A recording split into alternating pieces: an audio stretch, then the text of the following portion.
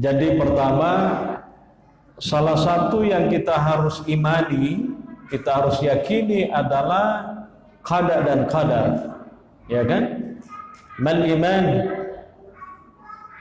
Ketika Jibril itu bertanya kepada Nabi, mal iman? Apa itu iman wahai Muhammad?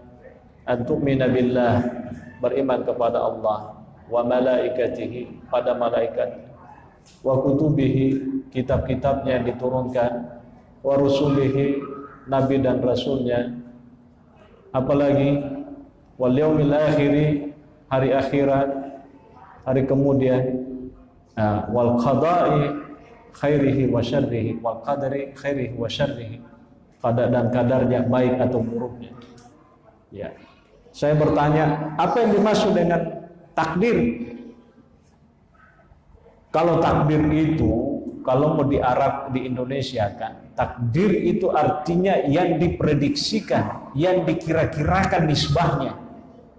Ya, misalnya wita bahwa saya perkirakan ini sekian mili ini air, tidak sampai 1 botol, taruhlah misalnya 500 mili. Itu takdir, itu dari sisi bahasa maknanya ya, saya takdir mengkira-kirakan. Ya. Tapi takdir dalam bahasa agama yang dimaksud itu adalah ketentuan Allah yang telah ditentukan oleh Allah pada diri manusia atau seorang hamba. Nah sekarang saya bertanya, Baswar, setelah 5 tahun ke depan apa yang akan terjadi pada dirimu, Baswar? Sudah tahu belum? Sudah tahu kan? Tapi akan ada sesuatu yang akan terjadi. Itulah takdir. Karena ada sesuatu yang akan terjadi pada dirinya Baswar, dan Allah sudah menentukan itu, tapi kita manusianya belum tahu apa gerangan yang akan terjadi itu. Itulah takdir. Nanti kalau sudah terjadi itu disebut qadar. Bukan qada, kan ada qada, ada qadar. Jadi qadar itu sesuatu yang telah ditentukan oleh Allah dalam diri setiap hamba, tapi hamba itu belum tahu apa itu ketentuan itu. Nah kalau terjadi nanti, ternyata oh saya akan jadi begini, ternyata betul jadi begitu, itulah qadarnya. Jadi perbedaan antara qadar dengan qadar, kalau qadar ketentuan tapi belum jelas bagi kita apa, ya kan? Yang kedua, qada, itu dia kalau sudah jelas terjadi. Nah, misalnya kita pasti akan mati, itu sudah takdir, kita akan mati. Tapi ketika kita mati, itulah kadarnya bahwa ternyata saya mati dalam umur sekian. Engkau kan bisa mengkedaya mati kasih umur gue. Engkau, dia agak. Ya, tidak ada. Jadi intinya kata ulama, karena kita pun juga manusia belum tahu apa ketentuan-ketentuan Tuhan itu yang kita akan alami, makanya kita selalu meminta kepada Allah. Nabi itu mengatakan begini, ya Allahumma inna la nas'aluka raddal qada walakin nas'aluka lutfa fihi. Ya Allah, kami tidak memohon kepadamu untuk menolak semua ketentuanmu, tetapi kami hanya ingin engkau memberikan yang lembut. Ya, kalau ada ketentuan yang lembut-lembut lah, gitu kan? Nah, kata ulama, yang namanya takdir itu bisa berubah, ya, dengan termasuk misalnya baca doa.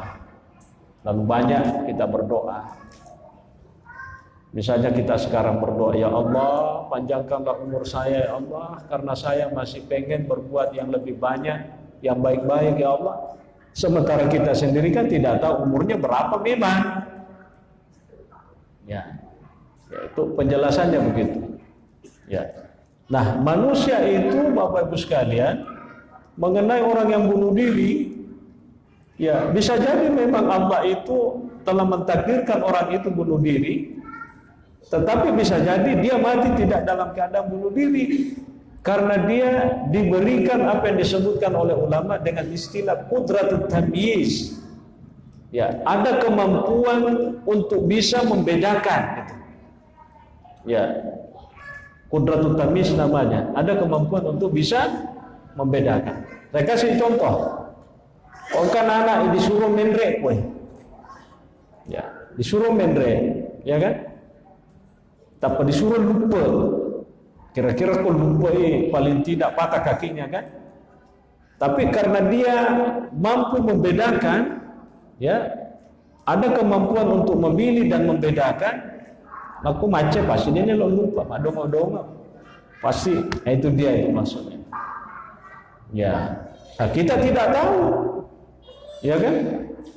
Apakah anak itu memang tidak ditakdirkan lompat atau ditakdirkan lompat, tapi ke depan ditata karena dia diberikan qudratul tamyiz tadi, kemampuan untuk membedakan, akhirnya dia memilih yang tidak membahayakan itu.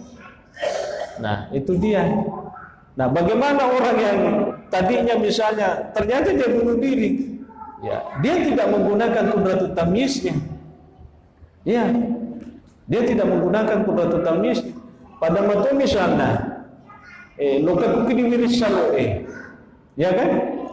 Angka buah aja menganggap bisa makeru buah aja, lagi lapar betul, niga kurma depe langsung diokok.